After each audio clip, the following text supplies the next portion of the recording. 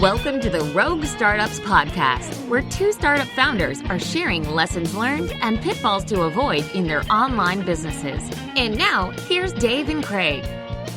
All right, welcome back to another episode of Rogue Startups. This is episode 181, and today I have on Shai Schechter from RightMessage. Shai, how's it going? Good, thank you. How are you? I'm doing good. It's just into the summer vacation here, the kids' first week out of school, so everyone is adjusting to what our schedules are and where people are working and how and all this stuff. It's a mild disaster, but we're managing so far. You get long vacations, which I guess is better for the kids than for the grown-ups. But you get very long vacations. They're still going another couple of weeks here. Oh, right. Yeah? You get 6 weeks in the summer. I think you get a lot more, right? Yeah, that's interesting because, so compared to the US, we get very little, and I think it's nice. Like, whatever, 6 or 8 weeks in the summer, I think is really nice for the kids and for the parents because the alternative, like in the US, it's like 3 months, like right. 12, 13 weeks, and like kids go back to school and they've forgotten how to learn, and the parents are like totally burnt out. I like it. Like here in France, the kids have about 8 weeks off in the summer. And then through the year, they have 4 different 2-week breaks. So it's really nice. Like they kind of go to school most of the year and kind of stay in the groove. So it's nice. Yeah. Right. Yeah, that's the thing. Like you forget everything you learned in the last year when you're off for 3 months.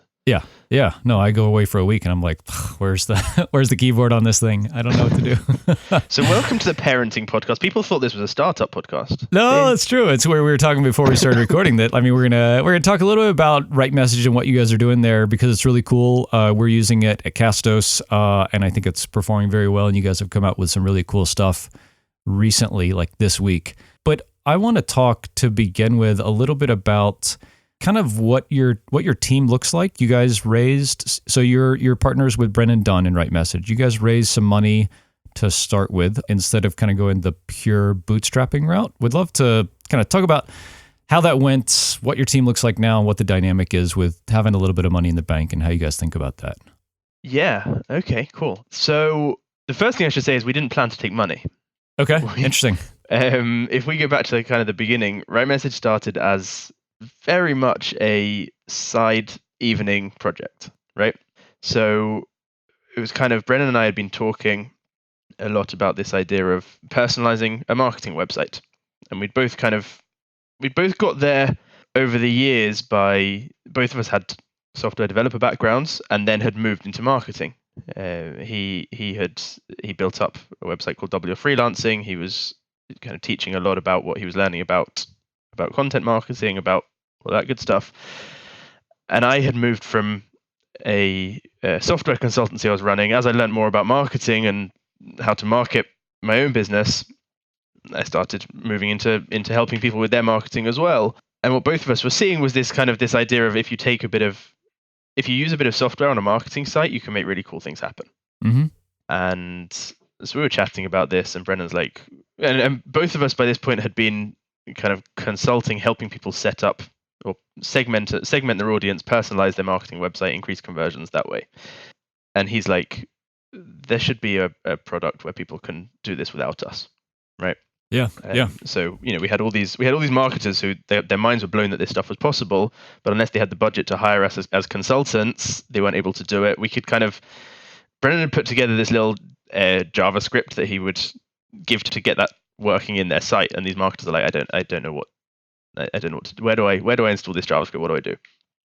And so we're like, there should be a product where you can you can point and click and you can set this stuff up without needing to code. And the idea was I'd build it in a couple of evenings. He had built up this audience that it would be perfect for. It was just going to tie into Drip as its email marketing platform. It was a very, very simple tool, and that was all this was meant to be. And it kind of grew from there. And so to answer your question about investment, it was a few months in. We said we weren't going to build anything until we'd both learned the hard way, right? That startup thing of like, we're going to build it and then we're going to launch it and then we're going to get tons of customers and that kind of, right. Yeah, exactly. Build it and they will come, but they won't. And we'd both done that in the past with previous businesses. And so this time we said, we're not writing a line of code unless we have pre-order money in the bank. And that's going to be kind of our little bit of validation. And we did that, and we started building it. And then one of our first customers came to us and was like, he's like, I know you're going to say no, because he knew that we'd both always bootstrapped. That was our thing. That was what we wanted to be doing. He's like, you're going to say no, but I think you should take investment. Because it'll speed up development. It was just the two of us. We both had other businesses. We weren't working on this full time. This customer was basically like, I want the finished product quicker. That was the motivation from his point of view, but also he's like, it would accelerate the business. No one else is really doing this like you are, and the sooner you can get it out there, the better. Yep. It was really just take money to accelerate. We didn't need the money. We had a bit of income coming in from it. We had income from our previous businesses, and so we're like, yeah, you're right. We don't really want to take investment, and we listed our reasons why. And we were both kind of in agreement with them, and I think they match what a lot of bootstrappers say, which was things like, we don't want to. We want to do what's best for our customers. We don't want to have this board watching over our shoulder, and we don't want to have to be doing things that are to please the investors when they might not be in the best interest of the customers. And so he's like, okay, I'll put this syndicate of investors together, and we won't have any say, right? You'll get the money. We won't, unless you ask for our help, we won't, And we're like, we don't have this board. We don't want to be making a decision and have this board seat that's like overruling us. He's like, no, you'll keep full control then. Yeah. And we're like, okay, but finding investors is so time consuming, right? You hear these stories that you basically have to stop building the product and stop moving forward because you're spending your time on pitch decks and finding the investors, and it's a real slowdown before the speed up.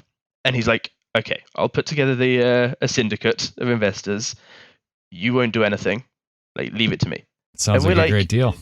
Right. And so at this point, we're like, okay, I guess we were never anti-investment. We were anti those consequences, or those, and once all of those were taken off the table, we're like, well, now there's not really a reason not to do this.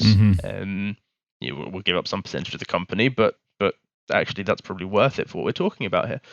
So we did, and we took the money, and he put together this syndicate for us. And once that happened, then a bunch of other people kind of came out of the woodwork. The second syndicate ended up opening up as well, and then a bunch of direct investors, kind of people that we knew, who were saying, I know you guys, I'm not going to go through this syndicate and pay a cut to someone, but I want to invest.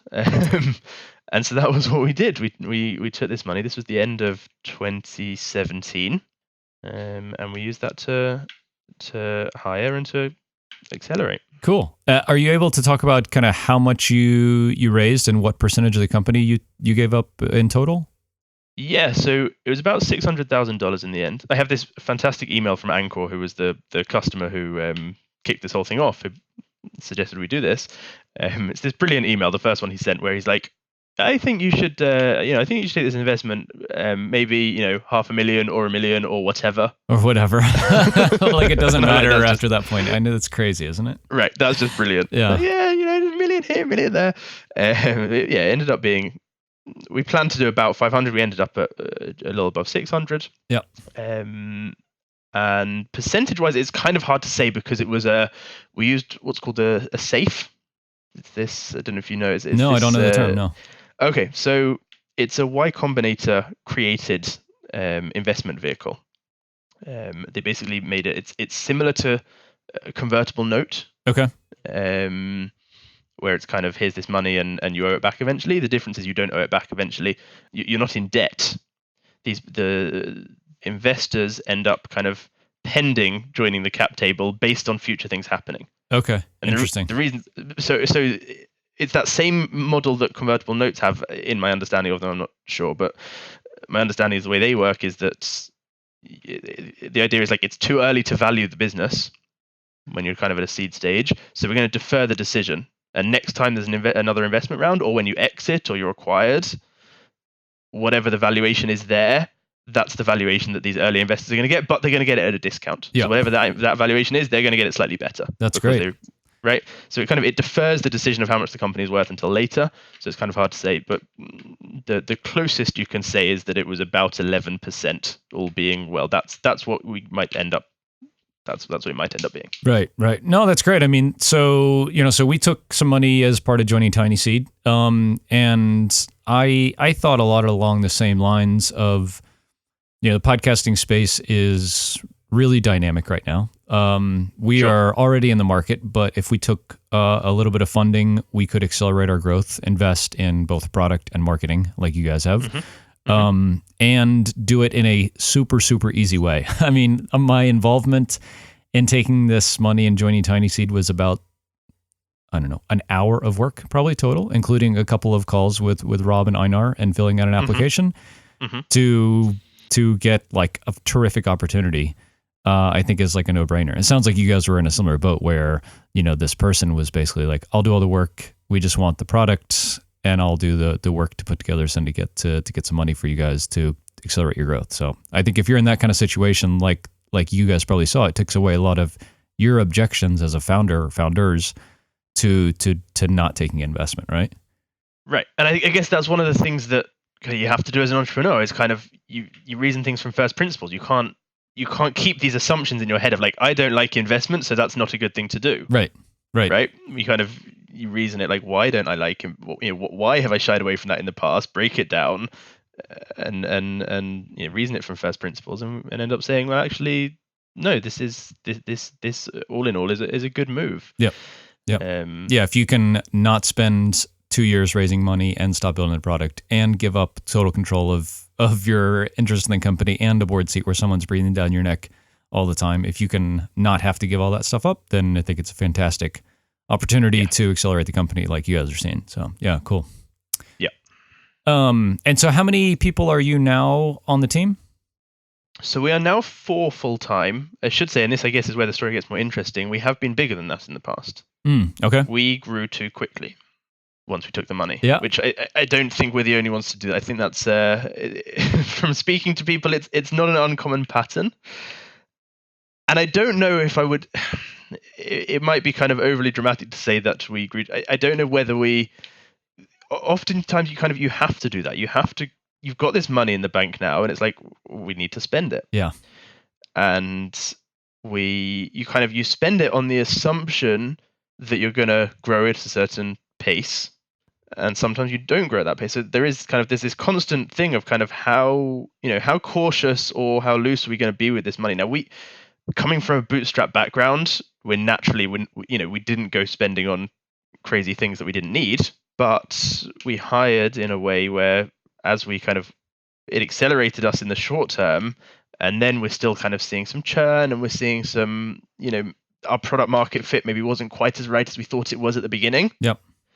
And then you may have to backpedal a little bit. So that's difficult. Yeah. But, no, I mean, I totally hear you. For us, we took the Tiny Seed investment and haven't spent really any of it yet. But actually put a job offer out to our first full-time marketing hire this morning. So very excited about that. And I'm super jazzed about it because, I mean, this person is a rock star and is going to come in and really shake things up and kind of put us on the offense, which is awesome.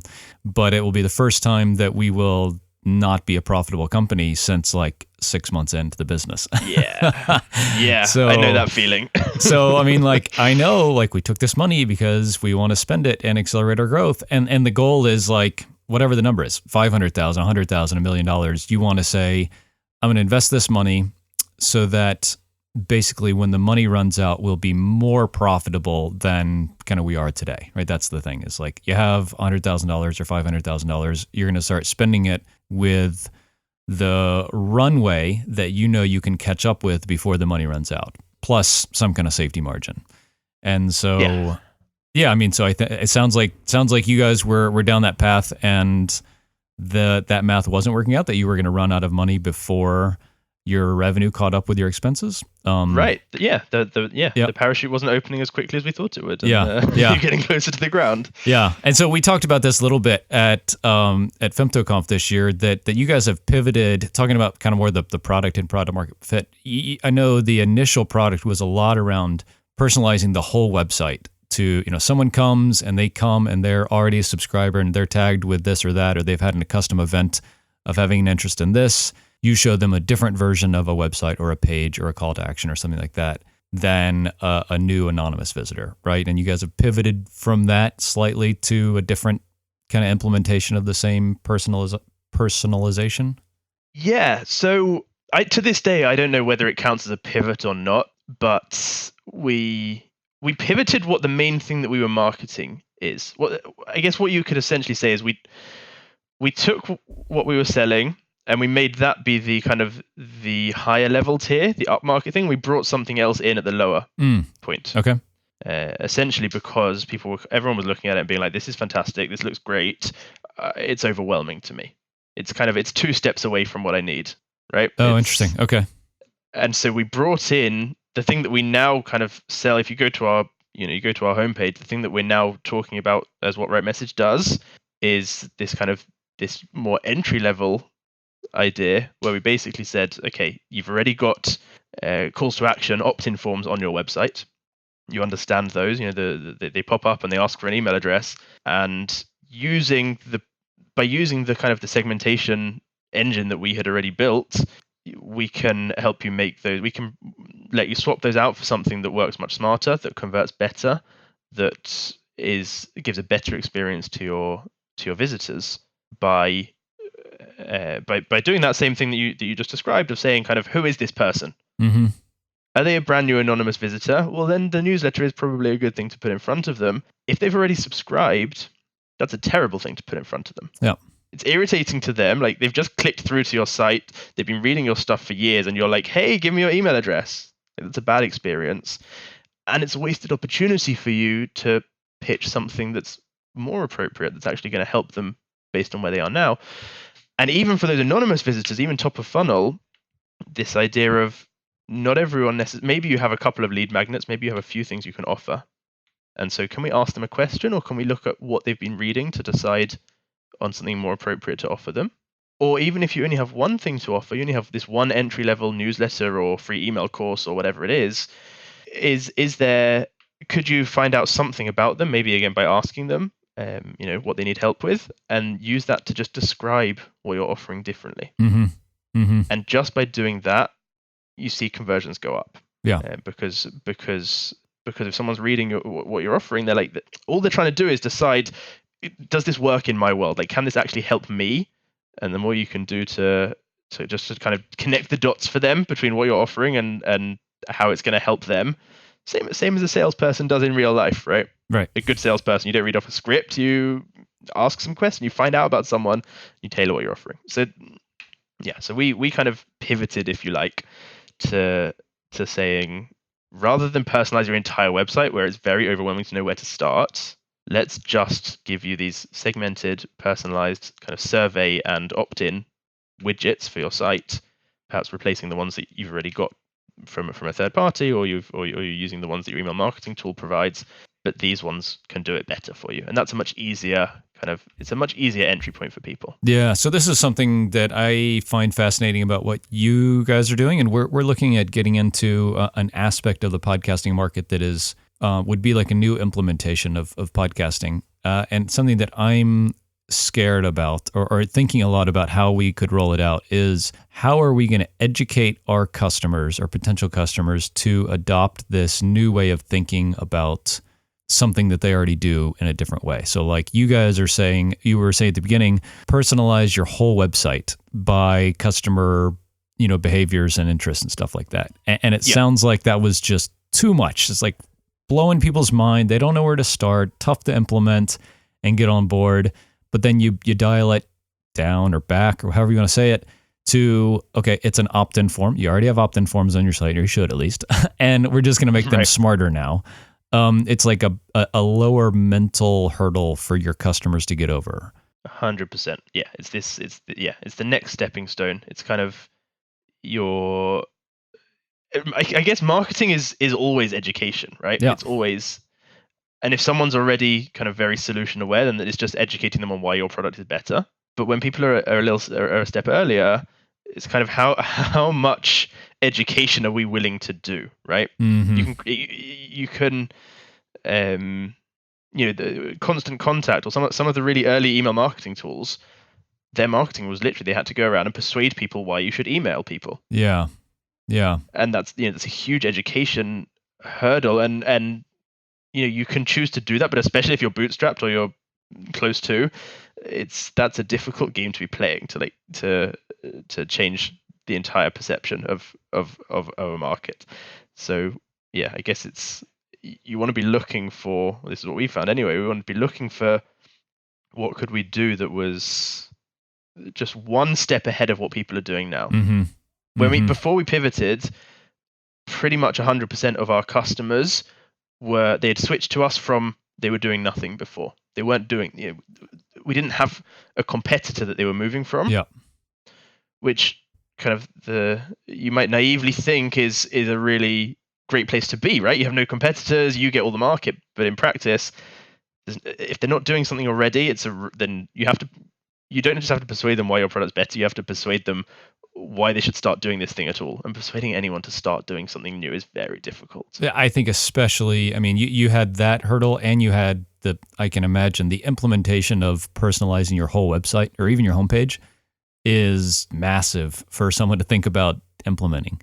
If they have 4 different versions of the copy and images and calls to action, all this stuff that just like, for me, I said, that's cool, but I'm never going to do that because that is way too much work. I have questions about SEO and all this kind of stuff that I'm sure you guys looked at the implementation that your customers had to go through and said, yeah, even if we convince them that it's the right thing, getting it done is got to be just hard.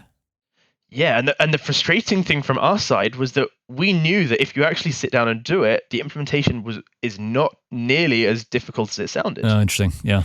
And that was really frustrating for us. We're like, this is, you can start doing this in 10 minutes and see a conversion increase. But that's 10 minutes after you've got your head around what you should be doing in those 10 minutes. Right. And that takes a lot longer. Right. So it was kind of, and of course, you've said there, I would never sit down and do that. People are, when it's customers and you're trying to sell, people are kind of try and be overly nice, and they don't say I'll never do that. They'll say I'll come back to it in a few months, right? Which is never code for I'll never come back, right? Yeah. Interesting. So since you guys have kind of started to focus on, you call it Right CTA. Well, I'll just interject briefly. Now that's become the main thing, we just call it RightMessage. Okay, cool. But yes, while we were building it, we did call it Right CTA. Okay, sorry. So the CTA, the pop-up widgets, now inline widgets are kind of the main entry point that you're kind of talking to customers about. I know your growth has changed quite a bit since you've refocused on this, right? Yeah. So kind of when we shipped that, we grew like 40% in that month. Yeah, amazing. All like new customers or bringing back previously churned or? It was a combination. It was, some of it was new customers, some of it was previously churned. Because a lot of people had it wasn't like we always do things iteratively. So we had kind of shipped bits of what then became this CTA builder along the way to customers. And so we had a lot of people who had churned saying like, I like the CTAs that we have, but it doesn't do this yet, but it doesn't do that. So once we actually shipped the full CTA platform, we could just go back to those people and say, there's some really good advice that I wish I had learned earlier. Be really like good at tagging why people churned so that you can revisit it as soon as you have the thing that they needed. Okay. And how did you guys do that? I know you use Help Scout for your kind of support stuff. How did you tag people? Yeah, so we just tag them in Help Scout. Okay. We just be organized with those tags. So someone that was actually now it's a bit different. Now we use the Baremetrics cancellation tool, so people aren't canceling through Help Scout anymore. They're canceling through that, so that helps because that kind of keeps things organized. You can pull reports from there. But yeah, just have something that. And the same for feature requests. And this is something I'm not good at. I if anyone knows of a tool that does this really well, I would love to find it. But something where kind of when people make feature requests, that you can just keep a really good grasp on the fact that those particular people wanted that feature, so that you can tell them when you have it. So we use Feature Upvote, so featureupvote.com, and it's great. So it's basically like an open forum type of thing where people can go and suggest new features. and then other people can go and comment and or upvote them. Awesome. Yes, that's what I want. Yep. Whether it's It's amazing. So we use it. So it's just feedback.castos.com. Someone comes in and says, I want a thing in like email and Help Scout. And we say, great, go add it to feedback.castos.com so that other people can upvote it. And when something gets to the top of the queue there, it goes straight into development for us. So it just takes all the decision making. I've seen things like it kind of more at the enterprise level. This might be what we need. Okay. No, it's great. Yeah, for sure. No, because we had the same problem. Managing customer feedback is, and we're like relatively like low price point, high number of customers, especially like considering our WordPress plugin type of scenario. So we had, some months, hundreds of new requests, and you're like, I can't possibly tag all those people in Help Scout and go back and evaluate it and clear all the ones out that we've already, fulfilled or decided not to do or something like that. So yeah, this is a good way to keep track of that for us. We don't keep track of cancellations or failed trials as well as we should. I'm interested. Can you tell me more about the Baremetrics cancellation tool? Like how does it work in the app, and does it work for trials as well?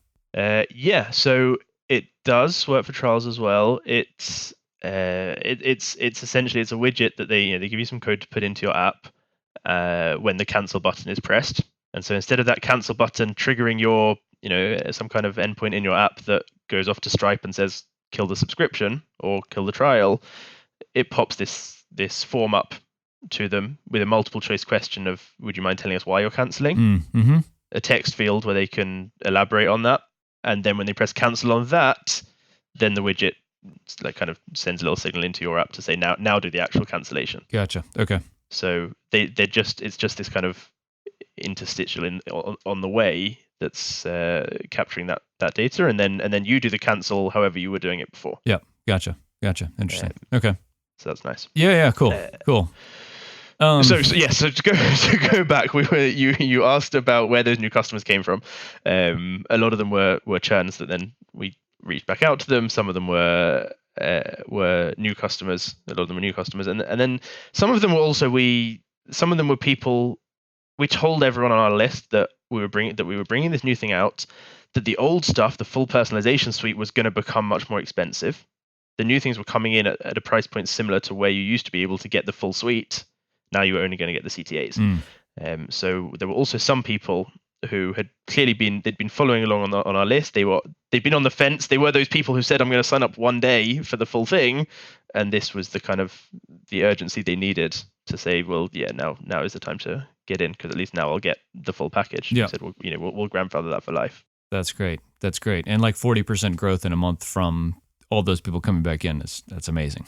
That's a good month. Yeah. I know that since you guys released some of this functionality, that some of the competing tools like email marketing tools or opt-in tools are kind of hot on your tails, and in some cases like kind of blatantly copying what you're doing. How is that unfolding, like emotionally for you guys, and from like a strategic and actionable standpoint? Yeah, it's a great question. So yes, there is a lot of, sometimes you get something where a competitor does something and you're like, maybe that's just coincidental. We thought of it, they thought of it, fine. Some of it, for example, where a competitor took part of the code that we use to the point that it still had the RM for RightMessage in it. Amazing. Then you're like, okay, I think this is a coincidence. Amazing. But I mean, you have to just. The first, we don't follow what they're doing that much. We normally hear about these things from customers. They see more of what our competitors are doing than we do. But we don't sit there poring over what they're doing, because we know where we're going with this. We work incredibly closely with customers on what we should be doing next. Mm-hmm. And I think it's often easier to watch the competitors, but it's not as we probably didn't do enough. We probably still don't do enough of it. I don't think you can ever really do enough of it. But the closer we work with customers, we get on calls with them, we do all that kind of that stuff that you hate, but you should do in the early days. Now I love it. I used to hate it. But it's just no. Sorry. No, it's magic, isn't it? I mean, you get on a call with customers or exchange a bunch of emails, and the peeling back the onion of kind of what they need and why is magic. Yeah. Yeah. So we do a lot of that. And we don't really watch competitors that closely, but yeah, you hear about this stuff happening. You see when they've taken stuff, and it's you can choose to take it as it can get you down, or you can choose to take it as flattery, and you just have to do the latter. It's not. There's plenty of space in the market for multiple companies.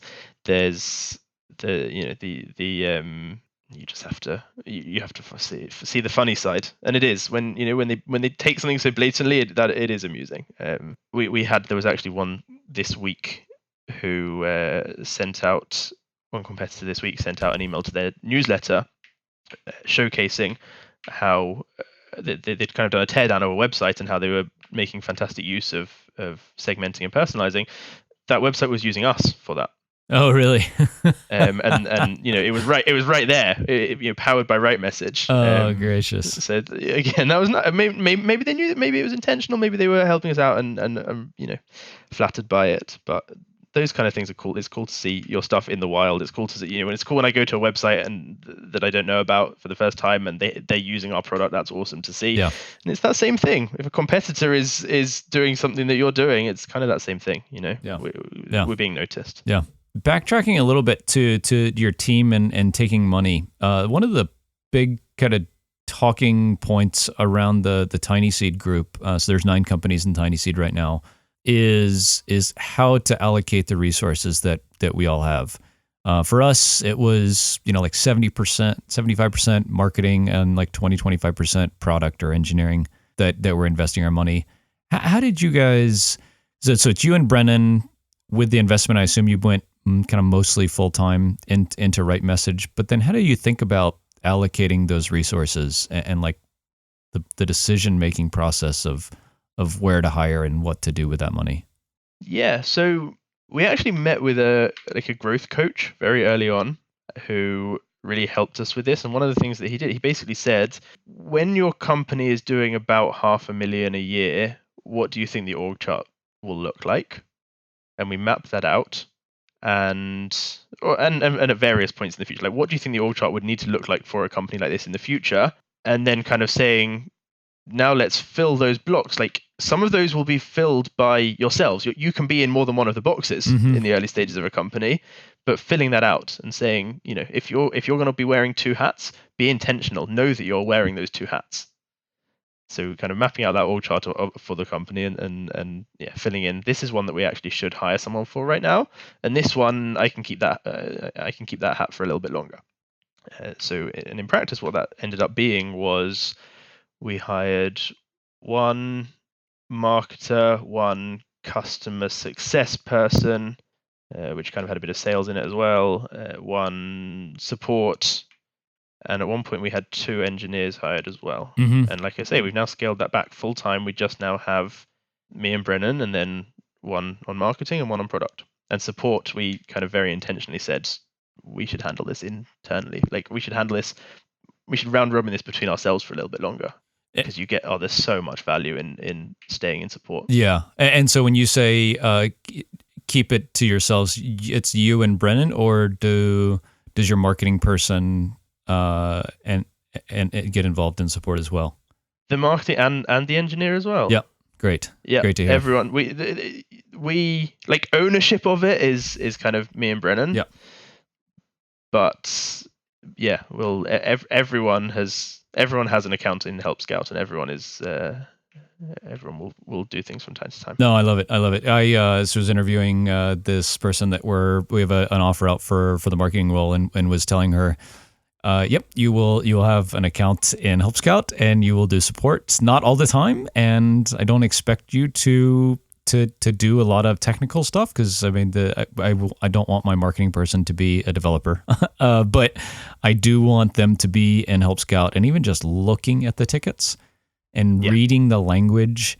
And if they can respond to something, then great, because then it allows we have a part-time customer support person in the US. And really, it's just because of the time zone difference for me. I would love to continue to handle support. If I was in the US, I probably would, but it's 6 hours different to the East Coast for me. And it's just a deal break. I'm not going to stay up till 10 o'clock every night answering Help Scout tickets. And I don't want my customers to be kind of left hanging basically after noon Eastern time when I stop working at 6 o'clock here. So yeah, so Eileen helps with support. She does a bit of design as well for us, which is super cool. She did all of the new stuff with our new website. But yeah, so, and our 2 developers that are full-time, both do support every day. They're in Help Scout every day, and they love it. They love it because they get to see their bugs and edge cases, and it's great because it makes them super autonomous too. So there's a bug in Help Scout, they're tagged, the ticket's assigned to them, and they own it, and they go fix it or implement it or put it in our next sprint or something, and then that ticket belongs to them, and when it's resolved, they respond to the customer, and it makes the whole kind of life cycle of a customer complete without either myself or Eileen, who are kind of, heading up support, really having to get back involved in it again. And I think culturally, it's just fantastic. Yeah, and it's great for customers as well, because there is nothing worse than you writing into support and getting kind of that like first line, like canned response that they haven't really, and then or maybe it's an authentic response, but they have to pass it up the chain and up the chain and up the chain. Whereas here, if a developer looks at that ticket, it might be something that they can just go, you know what, I'm just going to fix this. I'm going to, we've got enough kind of tests and so on in our code base that you can go in, like fix that thing or implement. If it's something small, just go and throw it in, and your reply to the support ticket 10 minutes after it came in is, I've just fixed that for you. Yeah. Yep. And you lose that as you scale bigger and bigger, but the longer you can keep it for, I think it's great to have in the culture. Yeah. What I will say is I wouldn't put those. What I wouldn't want is for to have something like live chat being able to distract people when they're trying to do their work. Like, it makes sense to kind of say, right, today is your day where you're going to be keeping an eye on support, but you don't want someone being able to be constantly interrupted anytime a support ticket comes in. Yeah. So for us, and it's a little bit of time zone magic. So all our 2 developers are kind of over in this part of the world, time zone wise. So in the morning, they never look at support, and they have all morning to work on, features or bugs or whatever engineering stuff. And then they both basically say, okay, the first part of the afternoon, I'll look at Help Scout, see if there's anything kind of major that needs my attention. Otherwise, I'll probably go back to code. And if there's an issue that is really, really major, they'll address it and push a patch or something like that. If not, then they'll kind of prioritize it. And typically, I think they work on bugs about a half a day a week is kind of where we've settled. Right. Which is definitely a balance. I mean, I would imagine RightMessage and Castos are at similar points in kind of product maturity to where there's not a lot of barn fires these days, which is great. I mean, God, a year and a half ago, there were a lot of fires like all the time. But at this point, like everything is really stable, and in a good way, I guess, like things move a little slower now than they did before, which is cool because we don't have to ship stuff every day just to keep the boat afloat. And we can be more intentional about, okay, everything's good. We're going to work on this thing for a month and then ship this big major feature, which is nice from a stability standpoint.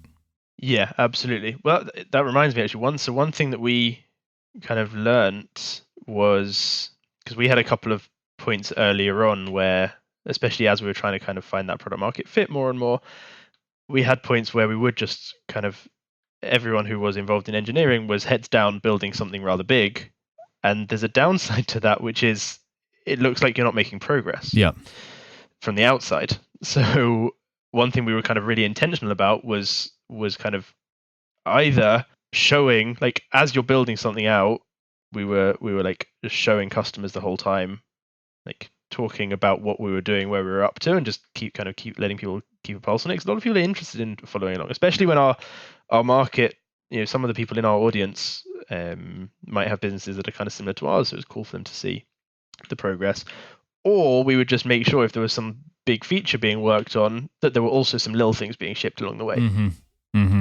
Just so that you could, it just kept that kind of that momentum. And every time you can tell customers, show them something even tiny that you've shipped, you get that you hear back from them, those people that are excited for that feature, and it just spurs you on. And yeah, this is a balance that I think we're still trying to find, is when and how to announce kind of small features versus big. I mean, big features are obvious. They get their own blog post and page and email and stuff like that.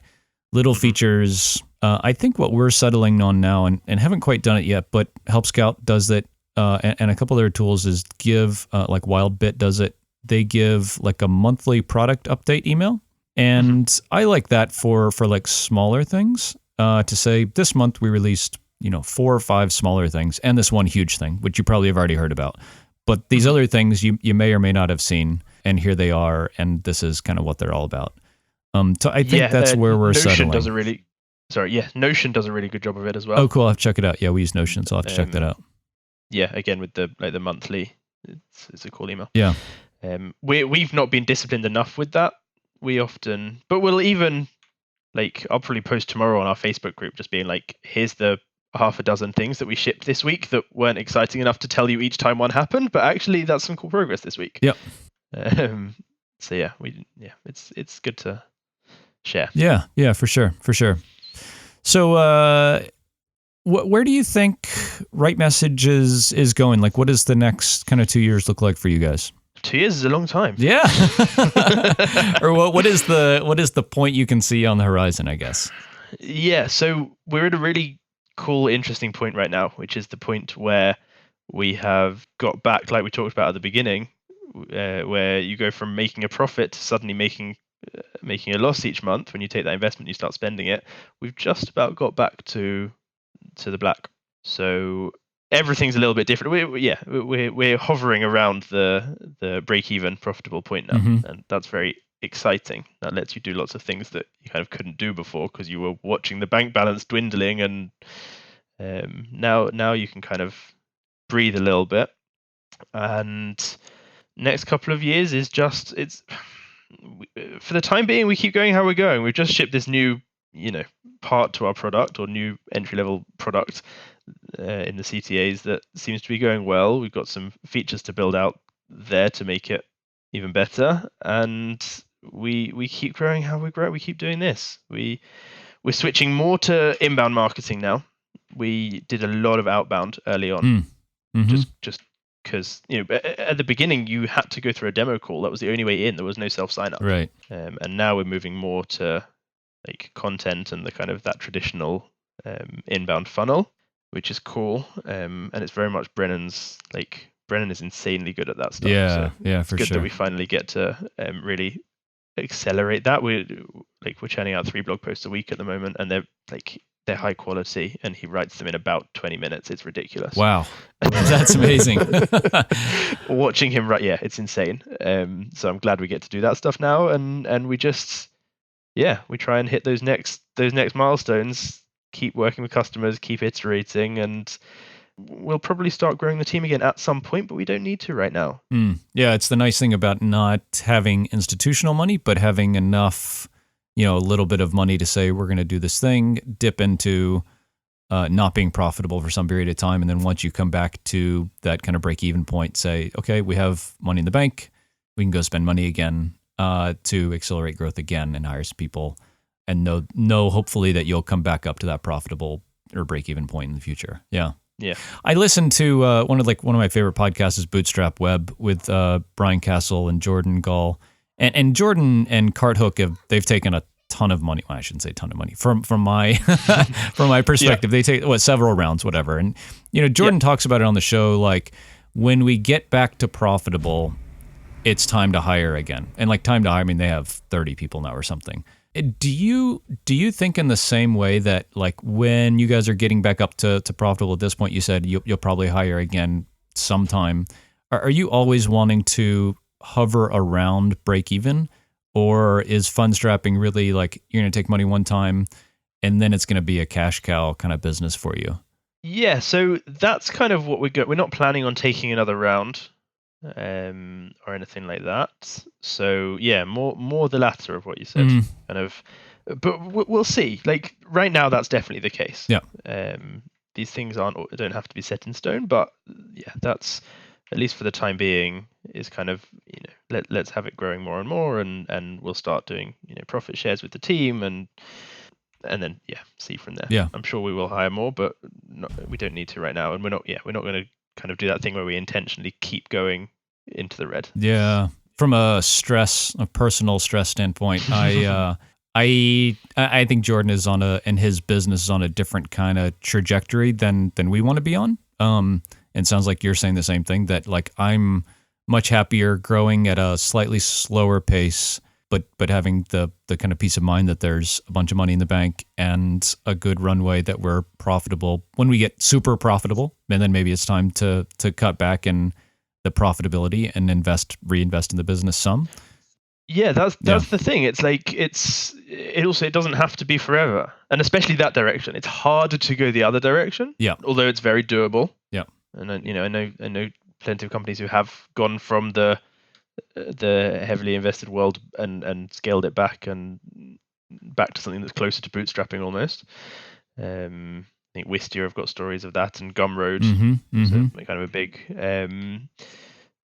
But yeah, that's the nature of it. You can do that, and then a couple of years time, you can decide actually we're bored of just making money. It's let's go lose some again. Yeah.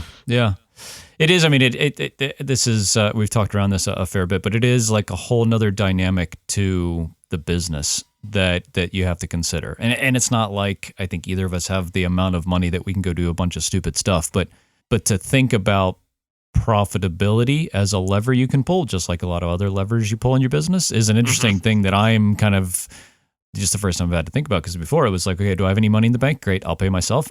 And otherwise the money just stays in the bank. And now it's like, okay, there's money in the bank. If I spend it, it will be worth more in the future than that money just sitting there. So let's go spend it, and kind of when and how to make those decisions is like a whole nother aspect to running a business. And SaaS is weird because it's all delayed and stuff. But yeah, it's an interesting adventure for sure. Yep. Cool. So Shai, for folks who want to kind of reach out, learn more about RightMessage and connect with you and kind of see what you're up to, where's the best place to reach out? Yeah. So for me directly, the easiest place is to find me on Twitter. I'm at ShaiSC, so that's at SHAISC. You can always email me as well, shai@rightmessage.com, and then company itself, rightmessage.com. Awesome. Yeah, we're loving it. We're going to implement the inline CTAs here this week, I think, and hopefully kind of kick things up a notch, if you will, in terms of kind of some of our inbound marketing. So yeah, definitely worth checking it out. Yep. Cool. Thanks so much for coming on the show.